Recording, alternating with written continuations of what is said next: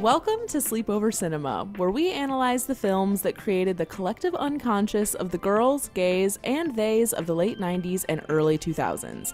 I'm Hannah Leach. And I'm Audrey Leach. We are the sister filmmaking duo also known as Two Pink Pictures, and we have not stopped thinking about these movies since we first saw them. We're going to explore the good, the bad, and the nonsensical of the very often made-for-TV movies that first inspired our love for film in an attempt to answer the question, are these movies actually good? And at the end of the day, do we really care if they are? Today, we are talking about 2003's The Lizzie McGuire Movie. Nothing ever seems to go my way. But now, the trip of a lifetime will change all of that. Okay. Honey? Mom. Honey, she can't breathe. I'm going to the place I've been dreaming about my whole life. The greatest city on Earth. La città eterna. Rome, the eternal city. Did no one read the info packets? Goodbye, home. Hello, Rome. People have come from all over the world to make a wish and toss their coin in the Trevi Fountain. Now, I won't tell you what I wished for. But what I got... Isabella? Huh? Was Europe's hottest pop star.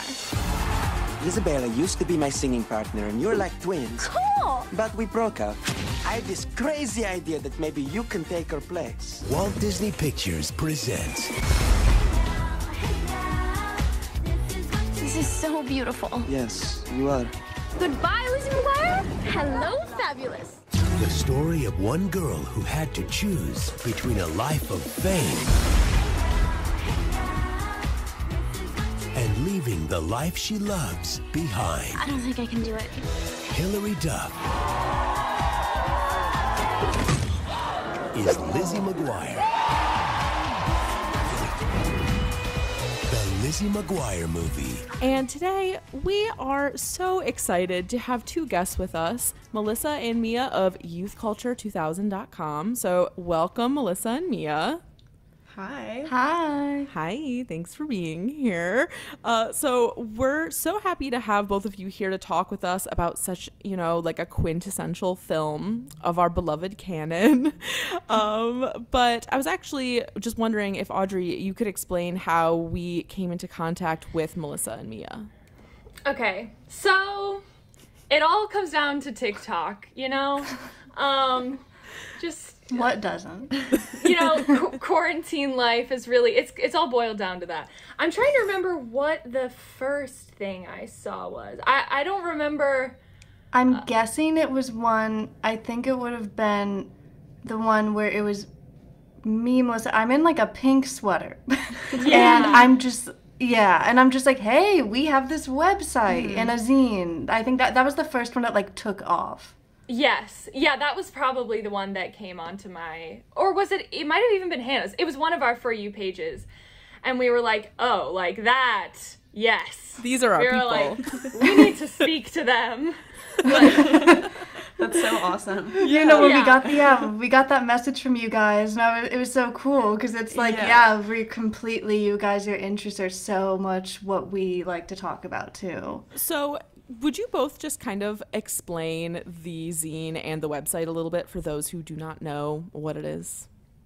Yeah. YouthCulture2000 is like a creative project that we're working on together, and it started just as a zine that was even like on paper. We started collaging a zine and then decided to make it digital because it's all 2000s themed. It's talking about our experiences and 2000s culture in general and kind of taking a critical look back on how that made us into who we are today.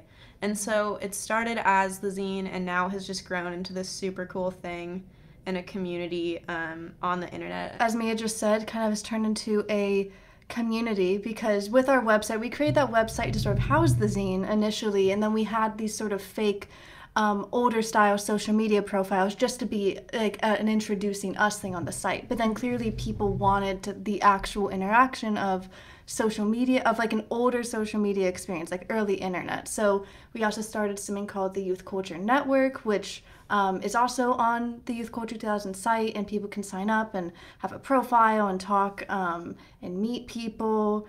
And yeah, it's also just really like, it is a creative project that, well, it's the zine and the website, it's also just, it kind of encompasses like a movement and a feeling to us that we want to make a lot of different things under. Hell yeah. Nice. That's cool. Hannah and I have both made our profiles.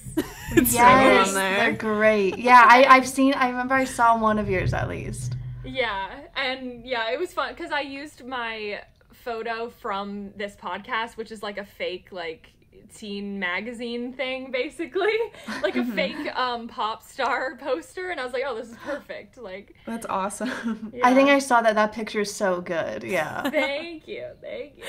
That's Audrey's specialty, is whipping up like mock teen poster like content for us. Oh my god, I'll pay you to make. Yeah, can you make us one? Wait, collab, another really collab cool. Coming. Oh my god, yes. No, you don't need to pay me. I will just do it. Amazing. So, show us these outfits and the concepts behind them right now.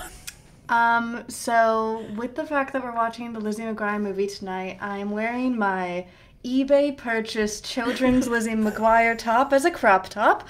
Yeah, and I have like, sort of like low green cargo-y 2000D pants on, low choker. Yeah, just like, a Lizzie. I actually bought this shirt because in 2019 with a friend of mine, we were Lizzie and Miranda for Halloween. So this was me like doing a very overt Lizzie thing, and even with it on my shirt, like people just thought, they were like, "Oh, you're dressed as yourself." They were like, "Okay," and so wasn't much of a costume, but yeah. So I'm kind of doing a Lizzie look tonight. Since Miranda wasn't in the Lizzie McGuire movie, I had to serve some matte energy.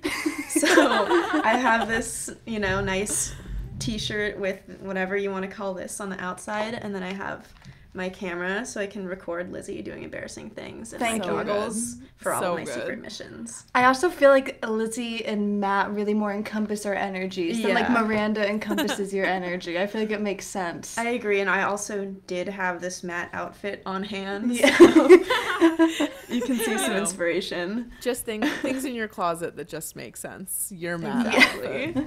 Beautiful. Cool. Okay. Well, so we'll put all your social media information in the notes for this episode. So everyone who's listening should go follow them as a creative entity and as individuals. So are we ready to get into this movie right now? Yes. Okay. So as we always do on Sleepover Cinema, we are going to start with the facts, and just feel free to react at will to any of these facts. So this movie, the Lizzie McGuire movie, premiered in theaters on May 2nd, 2003. If you're a listener of Sleepover Cinema, you know that the summer of 2003 was perhaps the apex of culture that we talk about, in the sense that Metamorphosis came out, Hilary Duff's album, the Cheetah Girls came out, Beyonce's first solo album, It's Totally Raining Teens Vanity Fair spread.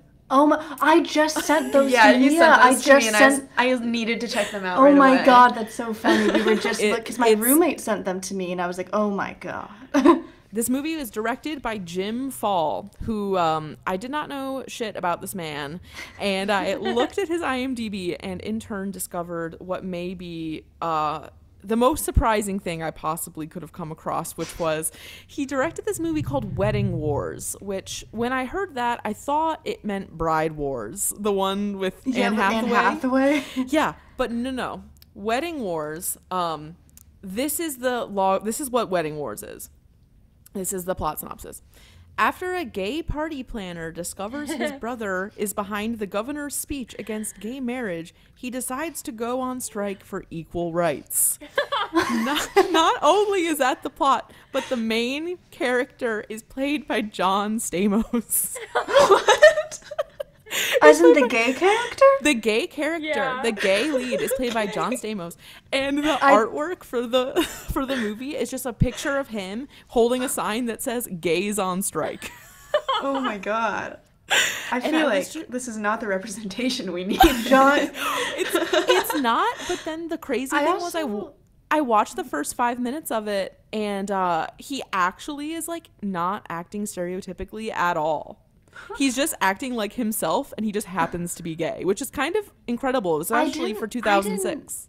I didn't know John Stamos was such an ally. Like, I just, like, I'm very happy to know Uncle Jesse's an ally. Like, I knew he would be, but, like, I'm just, like, glad. Like, wow. So then there's 3 writers. Well, there's really 4 writers on the movie. First one is Susan Estelle Jason. She was the executive producer of Lizzie McGuire and was also a producer on Boy Meets World and You Wish. So then you have Ed Decter and John J. Strauss, and they are a writing duo, is what I have deduced here.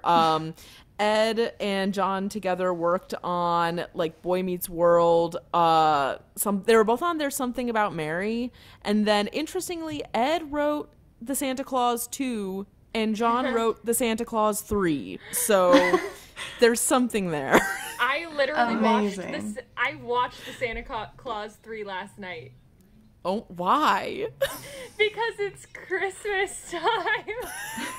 Wait, is there so? Because it's actually funny. Because last night I was talking about the Santa Claus with my roommates, and my roommate's boyfriend was like, "Wait, the only one I watched is the 3rd one," and I was like, "Why the 3rd one?" He's like, "Because Jack Frost is in it," and I was like, "Okay." Exactly. I mean, Because it has Martin Short. It has Martin Short, and that's why you watch it. Amazing. And then the last writer I have listed was the character creator Terry Minsky, who was like the creator of Lizzie McGuire, and she also created the Gina Davis show, which I did not know was a thing, but apparently it was. Less Than Perfect and Andy Mack. So that's like the creative team behind this thing. Now on to the plot synopsis. So most of us know the plot of this movie already. However, we love to read the descriptions from Disney Plus. So Audrey, would you be able to read the description? Yeah.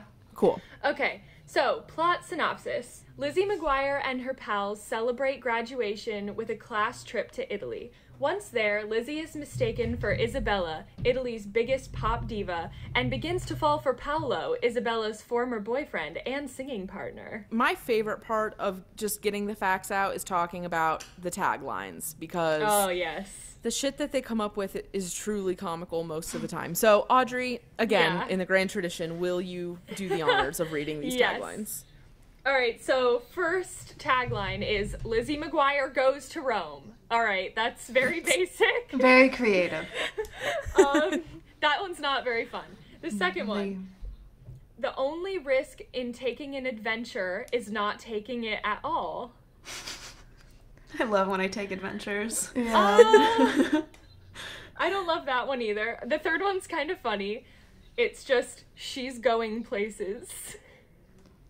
And she is. Literally. They didn't lie. And they are being factual.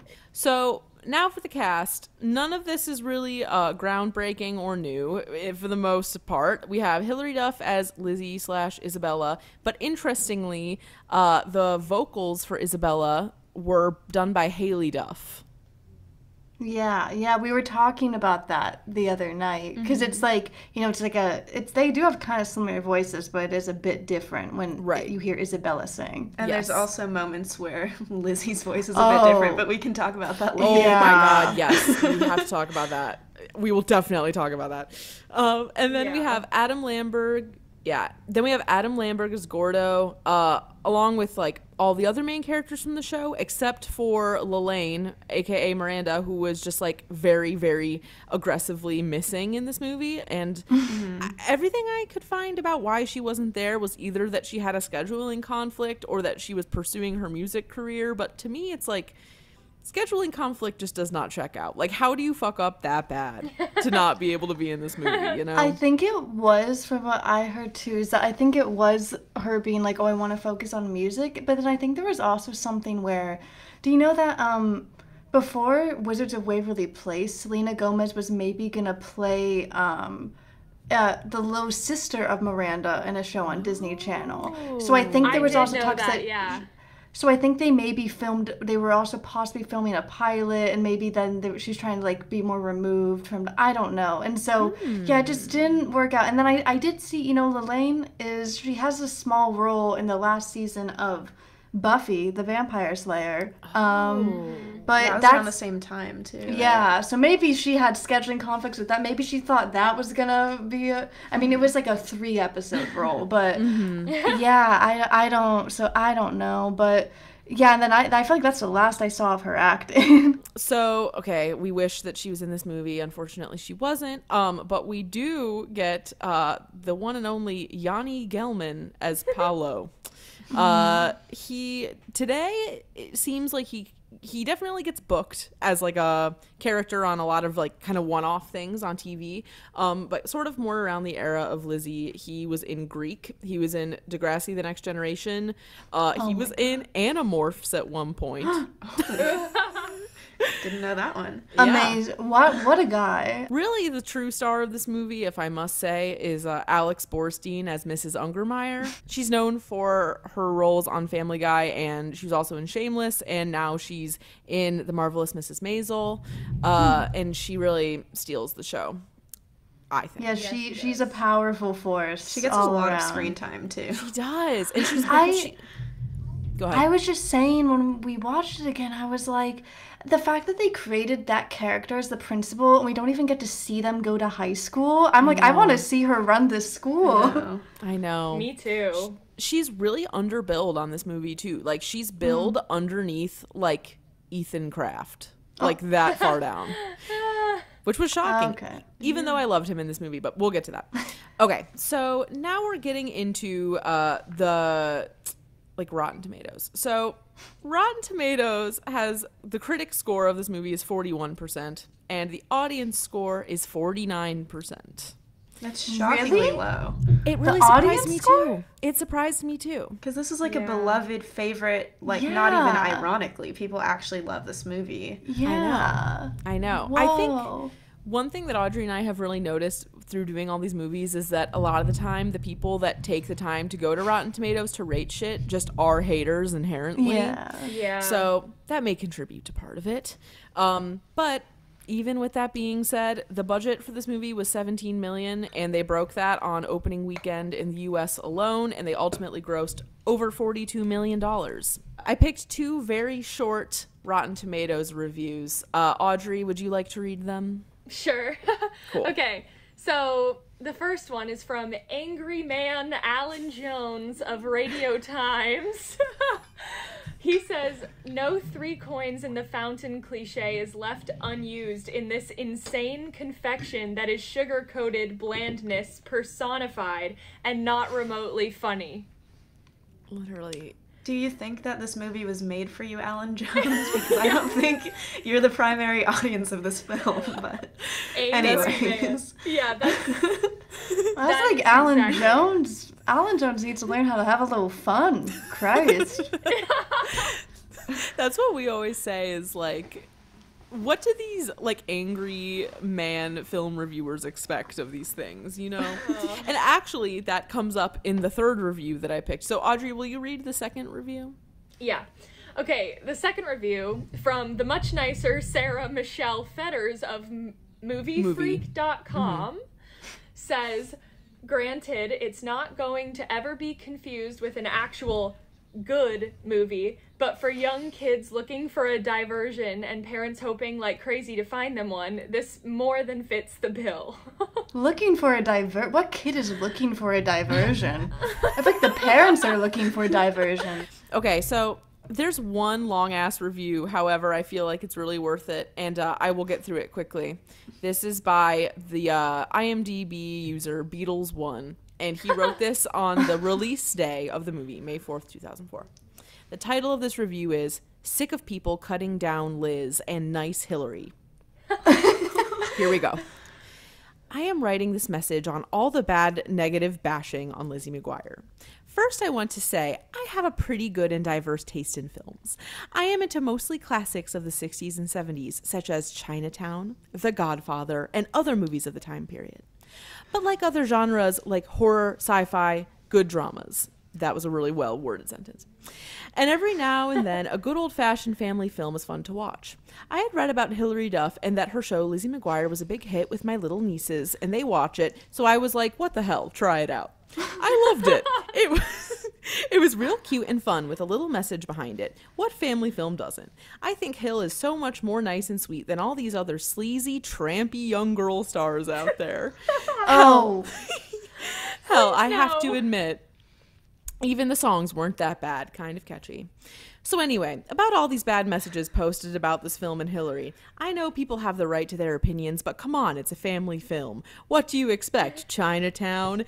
Disney makes movies for everyone's viewing. Can't expect deep and disturbing. You can't review this film to be, or you can't expect this film to be heavy because it's family oriented. As far as Hillary goes, come on, she's only what, 16, 17? Can't expect her to do Academy Award work, especially for Disney. She is smart to not be stooping so low and cutting down Avril like she has been doing to her, saying things like she's such a mommy's girl and belittling her. With all the violence and hardcore language in films today, sometimes it's nice to watch a nice, feel-good, light family film, which is what Lizzie McGuire has to offer. This is the last thing he says. Hillary, if you are out there, I am behind you 100%. Keep up the good work. Dave from Pennsylvania. P.S. Just ignore Avril. You are above that. Which leads me to my last fact, I promise, which is that there is a well-documented rivalry between Hilary Duff and Avril Lavigne that I did not know about. Did either of you know about this?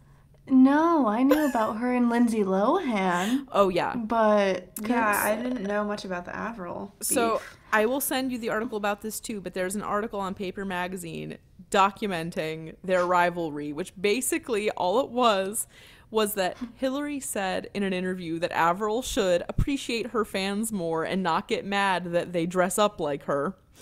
And Avril came back and was like, Hillary's a mommy's girl and I do what I want and she can go screw herself. So basically it was just Hillary like being really measured and reasonable and Avril just like being an asshole.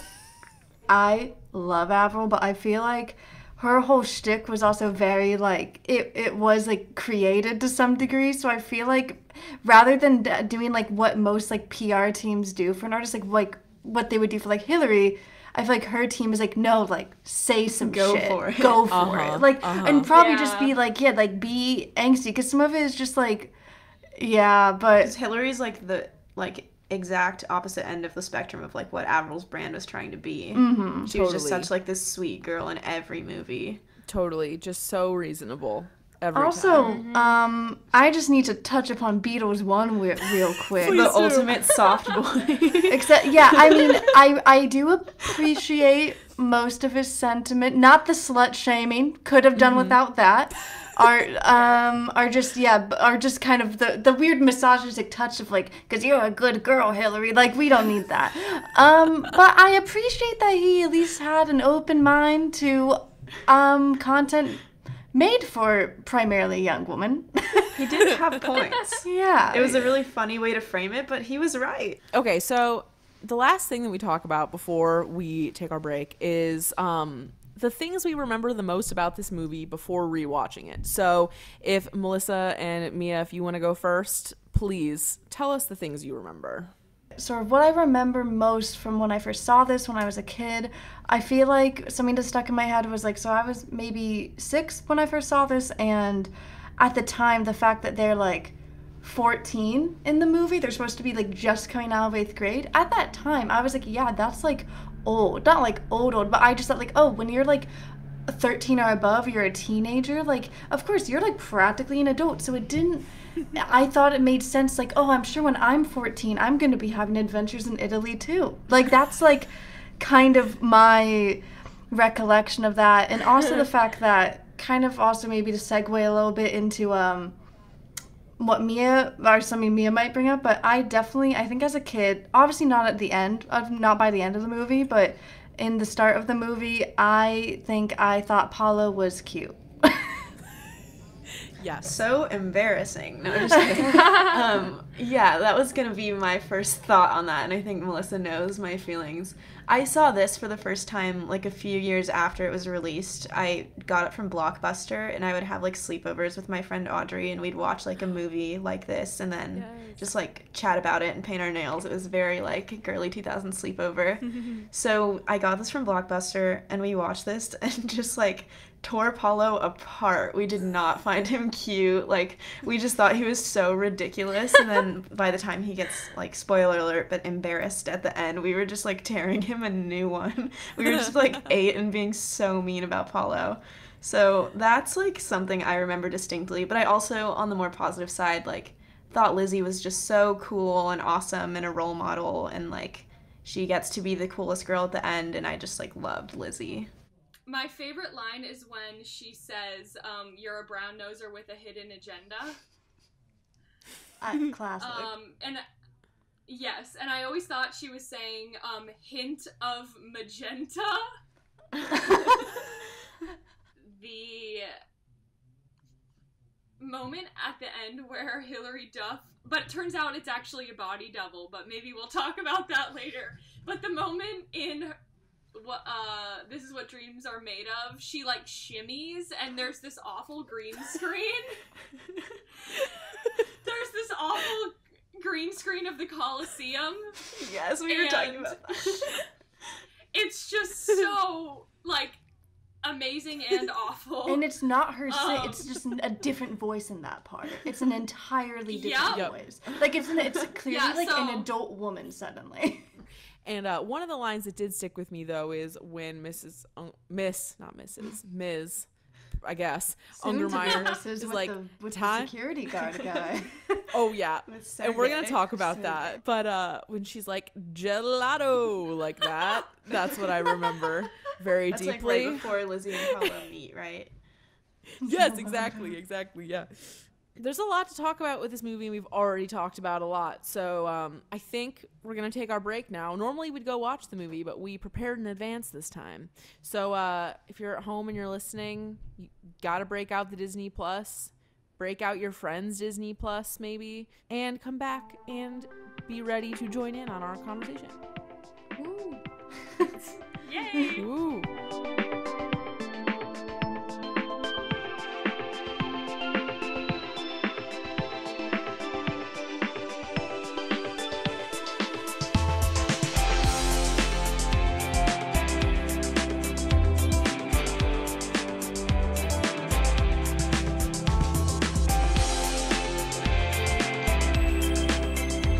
Back and we are ready to break down the elements of the Lizzie McGuire movie. Let's just start with parts that we appreciated, maybe to a new depth upon rewatch. And Melissa and Mia, what were your thoughts? I liked the dynamic between like Lizzie and her family finally kind of coming to a head in the movie, whereas like a lot of the show was her development of like being a teenager and not really like appreciating her parents or struggling with that relationship. And then I, like, also, Melissa and I have always been, like, Hallie Todd fans. We just think that she's so funny. The mom. Okay, we have this is really random, but we have this running joke. But it's because I saw it, like, there's a 2000s meme account or something I follow. Yeah, they posted a clip of the Lizzie McGuire theme song. And the person who runs this account wrote, they were like, it wasn't just me, or did you guys picture the mom singing the theme song? And now we can't unhear it, and now, like, every time there's, like, a female song, we're like, oh, it's Hallie Todd singing.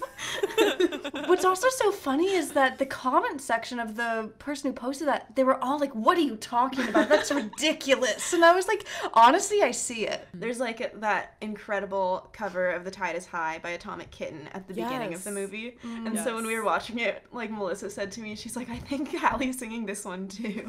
Like, we were just looking around. She's just a woman of many talents. People don't. I was saying because that's by like Atomic Kitten. I was like, yeah. Did you know Hallie Todd's in Atomic Kitten? Just to fuck with me. I just liked that. Like, there's a emotional airport scene when like Lizzie's leaving for Rome, and like there's just nice parent and Lizzie connection in the movie that I think is really sweet because they do have such a strong relationship. And then there's also like the crazy element of like Matt pretending to miss Lizzie and like putting on an Oscar-worthy performance, and I always have loved Matt too.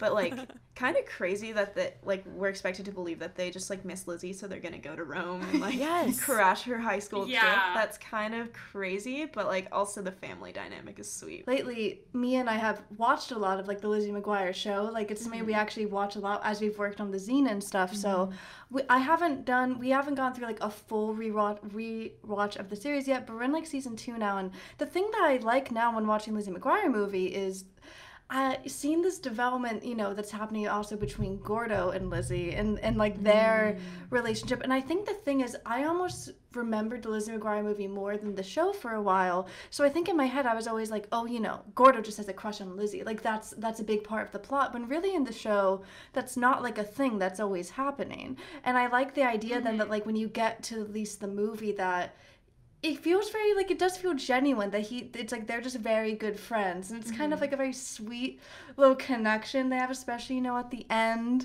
And also, we always say, like, I think we've talked to you about, we love a good Gordo-centric episode sometimes. Yeah. So seeing the Gordo get, like, his sort of, like, moment with Lizzie is very sweet. I also just want to interject that I found out recently that Adam Lamberg was 20 years old during the Lizzie McGuire Movie. And I am 20 right now. Most of the cast were like 17, but he was 20. And he, out of everyone, looks the most like 13, 14. Wow. And so I rewatched it this time with that lens, just being like, I cannot believe that this man is my age. They keep talking about Lizzie's dream in this movie. Like, that she's gonna like get her dream. And we're like, what is her dream? And then the second point, cool. Well, right, and then it's like the whole time they're like, you're not gonna be awkward, like you're not gonna feel embarrassed, you're not gonna do whatever. But it's like she's already actually not awkward, like she's already pretty normal. They do like throughout this show, especially they keep on like emphasizing the thing of like, oh, Lizzie's always getting into like goofy things, you know, and obviously she like, there's the beginning of the movie when she sort of, you know, messes up the graduation and stuff. Right, so I think it's sort of about her like in that sense, but it is true to also kind of, although what you were saying, it reminded me another thought I had when watching the movie. You talk about, you know, like, yeah, her dream and all that, because the whole Lizzie McGuire show is always just her kind of, you know, being a teenage tween discovering herself, and she's pretty average the whole time. Pretty average. And I think what's funny is then this whole singing thing comes in, and it's not like that was ever in, like, the fact that she can just apparently sing and she's ready to do it in the Coliseum and not pass out. There was like a little bit of foreshadowing, I feel like, when she's singing in the mirror in the opening sequence, but that's like all we get. That's in the movie, though, too. Like, the show was never like, oh, Lizzie has musical interests. All of a sudden, it's like, actually, did you know that Lizzie's like she's gonna be a pop star, maybe? It's like, what? Yeah. Audrey and I had that same exchange. I was like, okay, so I'm guessing her dream is that she wants to sing, and I'm guessing that montage was supposed to make us think, like, figure that out. Something about, like, I feel like the idea of, like, vacation and going summer movies is very early 2000s. And the fact that you mentioned how this came out in summer 03, it just makes so much sense to me. Because it's just, I feel like as a kid, I saw so many movies that were about, like, an adventure. Not, like, you know, like, an extreme adventure, but just the idea of, like how there's, like, the Mary-Kate and Ashley movies where they're always going to different places. So I think, like, that is something that's fun. But another thing I appreciate as well, though, is kind of another relationship thing is sort of how Lizzie and Kate sort of start rebuilding their friendship, because that's always talked about in the show, that they were once friends. Kate got popular, dropped Lizzie and Miranda, and I like how in the movie there's sort of this foreshadowing that maybe when they go to high school they might actually be more friends again because they bonded in Italy and Kate covered for her and all that. I think that's an interesting kind of a cool character development thing that they did. Yeah, Kate has like development at the end too when she eats a plate of spaghetti, like then she's got some progress. Okay, in that moment though, I was a little bit taken back, like, because it's like a kind of a sweet moment that also, like, you know, maybe her and Ethan are even bonding more kind of genuinely. But Ethan says this line, he's like, because she's like, I don't know anymore, and Ethan's like, that's hot. It's not cool when girls think they know everything. I was like, Ethan hates when women think they know things. Like he's like, women who think they're intelligent, please. Like, he's like, please don't give me any of that. He said it's a turn off. And then I also appreciated in the airport when Gordo like sees Isabella and like runs up to her, the airport cops that grab him are like these like incredibly snatched beautiful women with like full faces of makeup. That was actually a fantasy scene for Gordo, actually. It was a dream sequence. Little known fact. Parts that are worse now. What do we think? Well, something that hit me that I don't think hit me as a kid, but definitely has hit me now, would be the terrible, awful Italian accent that Paula was faking. Like, that's just, and it was funny when we were watching, I was like, this is a terrible accent, right? Like, he's faking this entirely. And then when I looked up Yanni Gelman, who we mentioned before, that he's Canadian. So I was like, this is just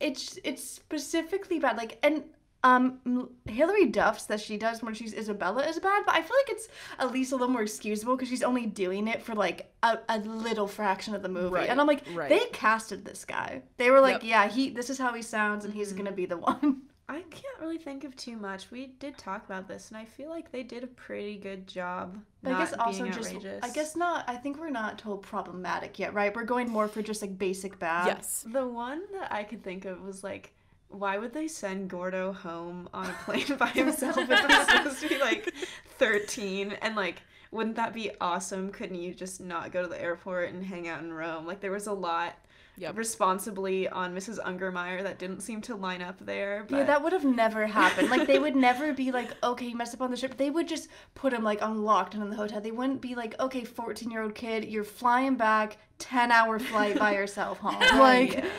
when I rewatched it at one point actually in my freshman year of college with a couple of my roommates back then, and there's this moment that we all just like collectively screamed at, and it's very subtle. But it's in the montage, one of the many montages, where, but it's the one where Paolo and Lizzie are practicing, and they're on that stage practicing.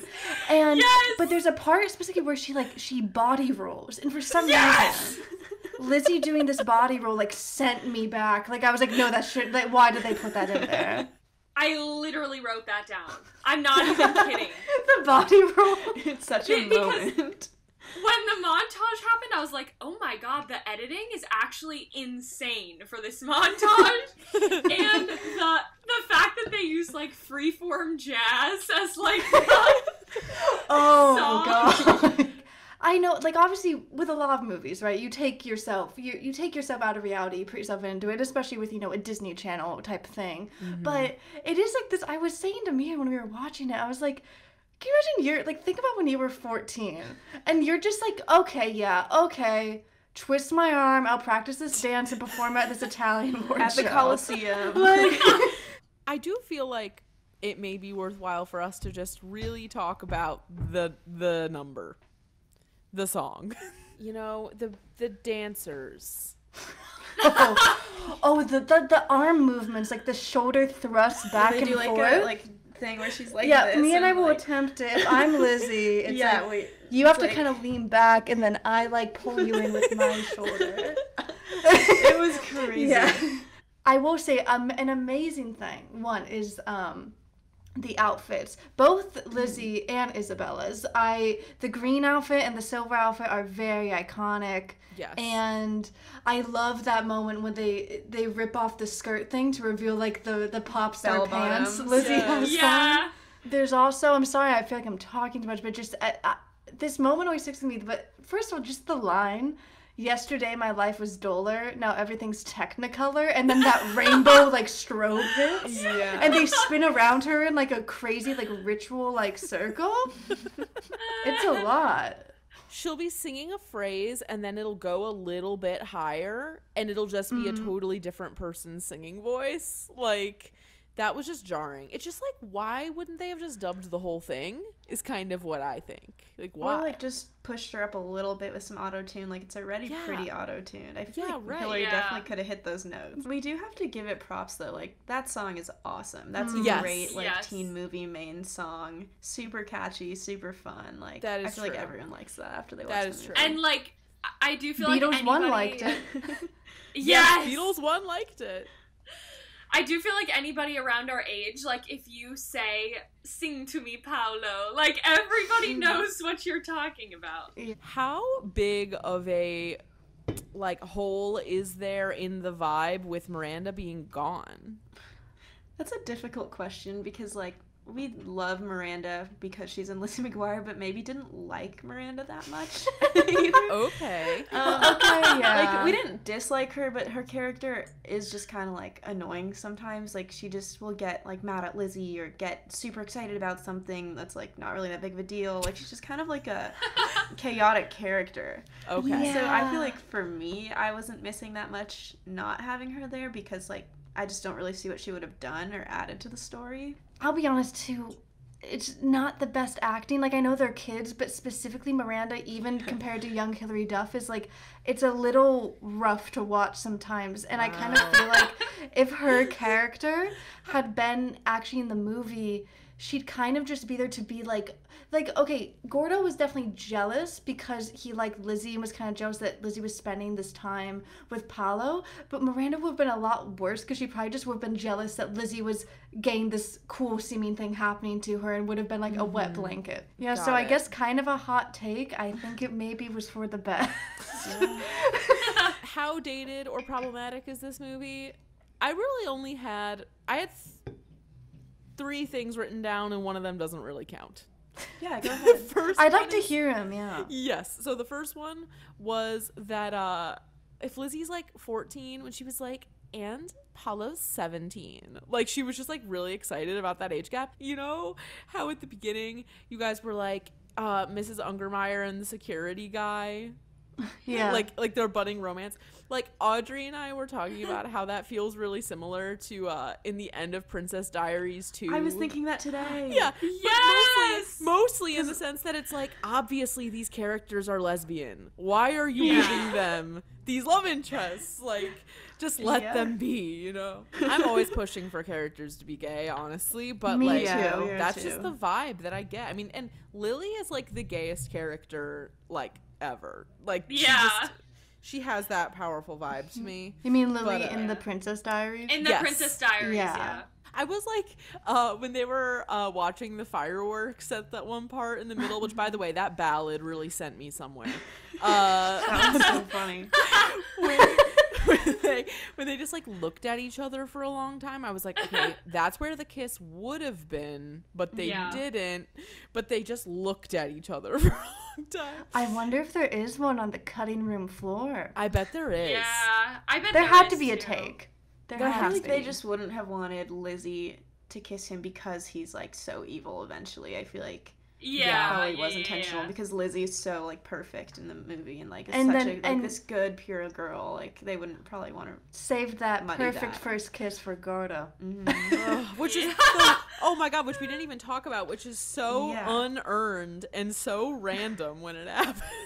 I mean, if you know the backstory, I feel like it is though. Like with the like I said with the show, I think what is kind of nice is that it wasn't like the entire series was about Gordo like being in love with Lizzie and trying to like get her to like him too. They were very much friends, and then I think maybe the idea in the movie especially is that probably even things happening with Paolo made Gordo realize like, oh, like I do really like Lizzie. And then he saved Lizzie's ass by being like, you know what, it's me. I'm sneaking out of the hotel and was ready to go back to the US for her. Like, so I did and feel then like saved her again from Paolo. Yeah. So I feel like it was a pretty earned kiss, honestly. I honestly found it to be kind of like like honestly, I get kind of weirdly sometimes I'm just like kissing scenes sometimes I'm like, oh god, no. But honestly I'm like, you know what?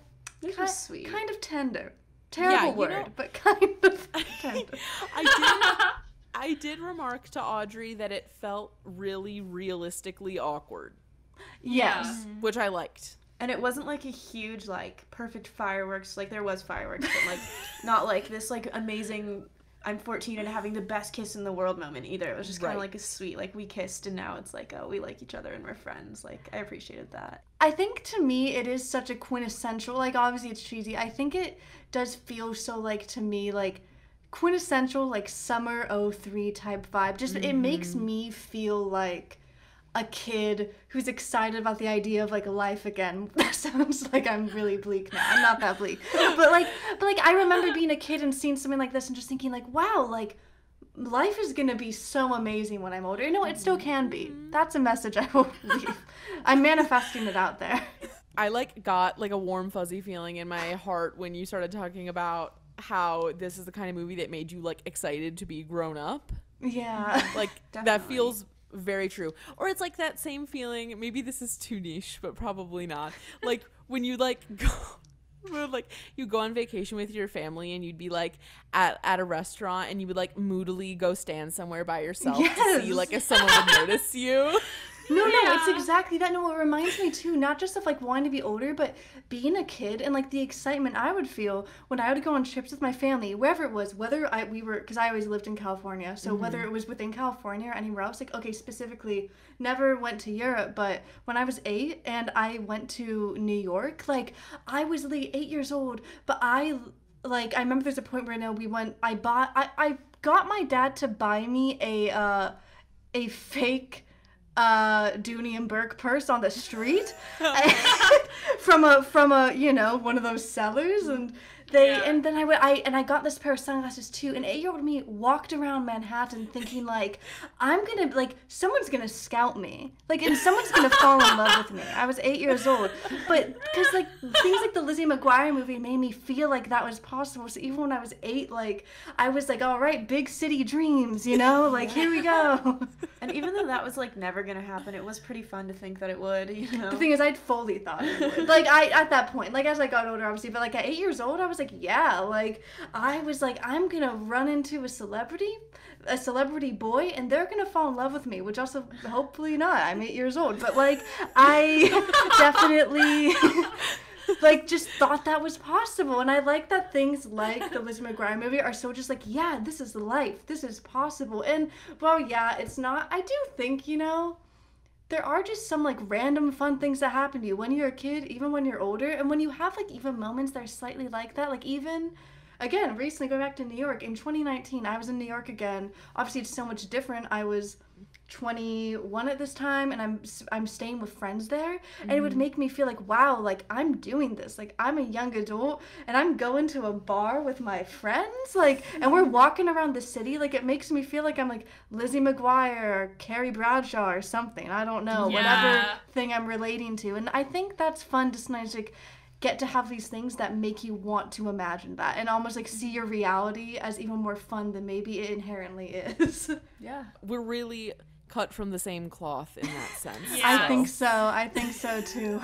And that's why we love these movies so much, and like everyone feels this nostalgia when we watch them, and we love them as kids because they really did just put big ideas into our heads and make life seem exciting for us. Yes. Totally. So honestly, I needed this, guys. I needed this content. The last thing I had written was just, is this a worthwhile movie? Yes. And yes. I imagine we actually know. After all that. And I think this one's so worth it. Yeah. I think it's a classic. It's just a good pick-me-up. Like, it really is. I think as long if you no matter who you are, and if you have an open mind like Beatles 1, you'll have a good time watching it.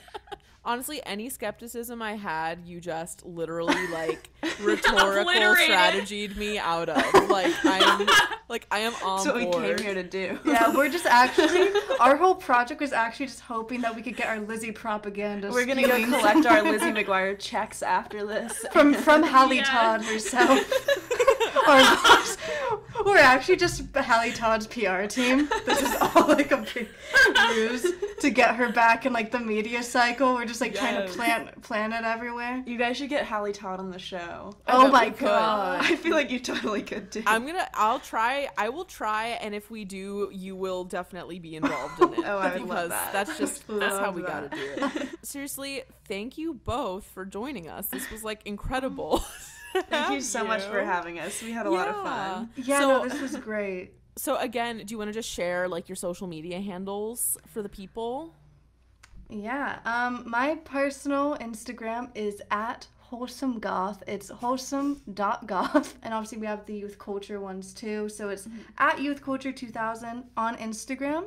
Also YouthCulture2000.com, of course. It's also at YouthCulture2000 for TikTok, which we have a lot of fun on. We've been posting new content, so that's exciting. My personal is at youthculture.myspace on Instagram, and then you can find both of us at any of the other ones. And then the last thing I wanted to plug was we have print versions of the zine getting mailed to us this weekend, so they'll be coming out very soon.